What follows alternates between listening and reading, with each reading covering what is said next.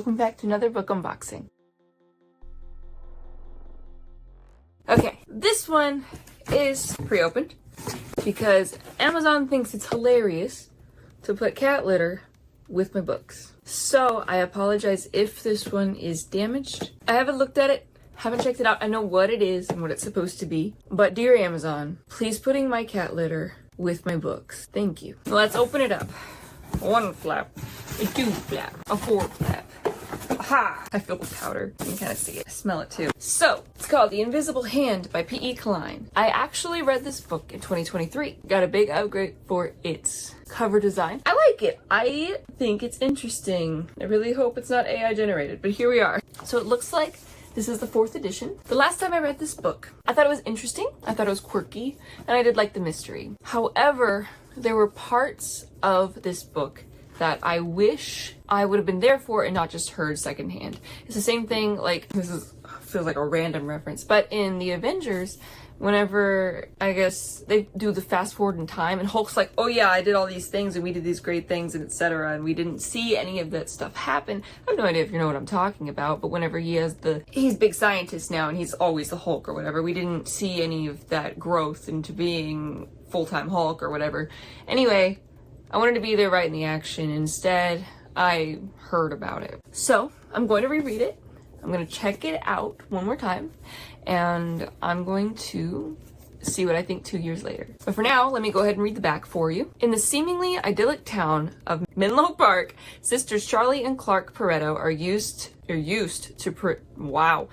to peculiar happenings. But when vanishing jewels, bizarre tech glitches, and a string of unusual events disrupt the neighborhood, the amateur sleuths find themselves tangled in a mystery that grows darker by the day. Their father, Fenton Pareto, may be the Bay Area's most renowned private investigator, but this case demands the sisters' unique wit and tenacity. Just as they're piecing together the puzzle, a shocking accusation threatens to derail everything. Forced to clear their own names, Charlie and Clarke uncover hidden truths about their town and themselves that challenge their understanding of reality.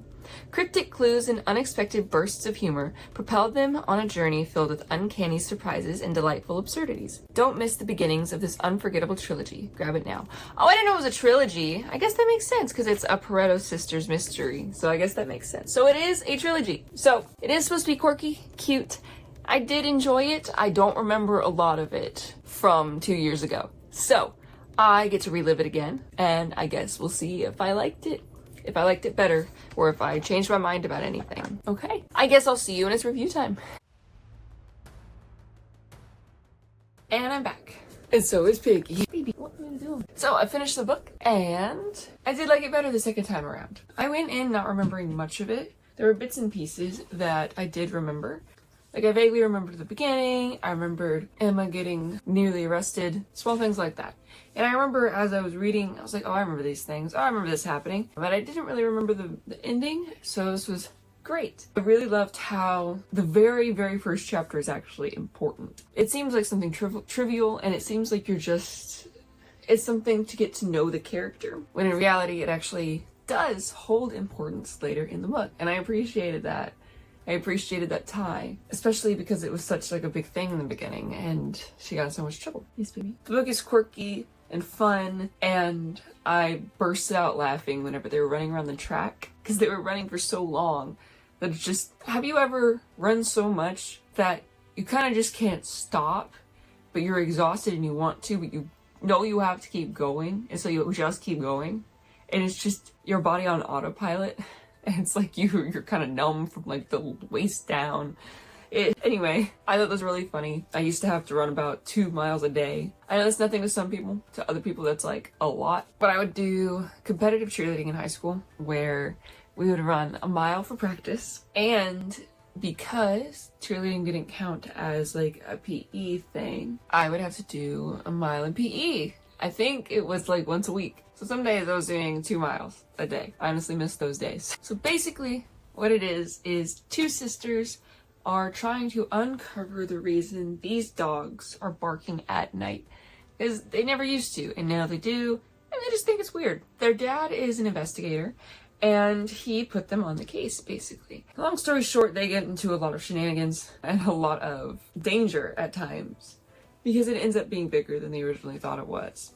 They made some interesting characters, end up in some interesting situations, and even make a friend or two along the way. Age range to me is still a bit murky with who should read this, but it can be enjoyed by adults, even though it is kids in the forefront, and maybe some more mature kids as well, just because of the drugs mentioned or other things. We don't really see that happen, but it is mentioned and it's talked about. I still don't fully understand the bonus content, why it just isn't roped in with the rest of the book, but maybe it's because the author felt like it wasn't central to the story, and so therefore if you don't read it, you're not missing out on anything. But if you read it, you get a little more insight into what happened or something with the girls or the people involved in the story, such as one of them is when one of the sisters was playing baseball or softball, and it goes into depth about that particular game. The characters in this are unique, diverse, and memorable. I enjoyed the descriptions of each little character that they met or that were involved in the story, and I feel like I learned some things. Like in particular, this has nothing to do with really anything to really learn, but is it Aqua Regia? Whatever. Anyway, I've been listening to a lot of Sleep Token lately, and they have a song named that.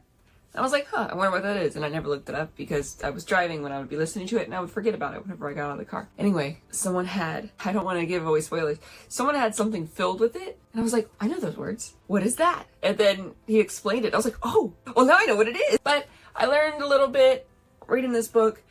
I think the language used, because there are quite a few larger words used in this book, I think the language used increases the little quirky factor of the little girls, because it's the girls that are using these ginormous words, and I'm like, oh my gosh, I don't even know what that is. All in all, the book is cute and quirky, and it is interesting, and it's fun to read. Every character felt well-rounded, and I kind of enjoyed learning about their history and their ties with other characters in the story. I also think it's cute how close Charlie is with their dog, Lucy. I thought that was a really cute relationship, and I enjoyed seeing the dog throughout. The technology used in this is interesting as well, and it was fun to see and witness, because I feel like that helps it stand out amongst other like mystery books, along with the quirky language used. Ending is tied up in a nice little neat bow. I'm not gonna spoil it, but if this sounds like something you're interested in, go check it out. It's The Invisible Hand. Description's in the description, and so is the link. Thanks for watching, and I'll see you in the next one.